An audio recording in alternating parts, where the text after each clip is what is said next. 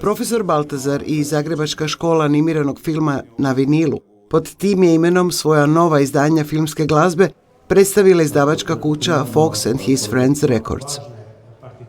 Spašavanje, revalorizacija i podsjećanje na velike uspjehe i talent naših skladatelja filmske glazbe misija su dvojca Ahel Luketić. Na Pula Film Festivalu predstavili su dovršen projekt restauracije i digitalizacije filmske glazbe iz animirane serije Profesor Baltazar te izbor glazbe iz kratkometražnih filmova Zagreb filma. Dakle, dva nova izdanja su ne samo jedno, nego oba dva su vezana autorom Tomislavom Simovićem.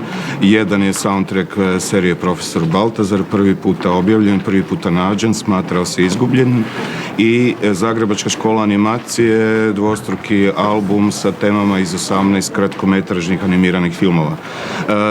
Nama je bilo osobito zanimljivo u ovoj priči glazba animiranog filma, pogotovo slavne Zagrebačke škole animacije, gdje je ta glazba bila vrlo specifična i, kako smo upravo govorili na ovoj promociji, zapravo ne odvojiva od tih filmova. Glazba je nešto što je prati filmove od samih početaka. Ljudi koji to istražuju znaju da je primjerice čak i u njemim filmovima je glazba svirala u kinima. Dakle, oni su uvijek nekako bili zamišljeni uz nekakav zvuk.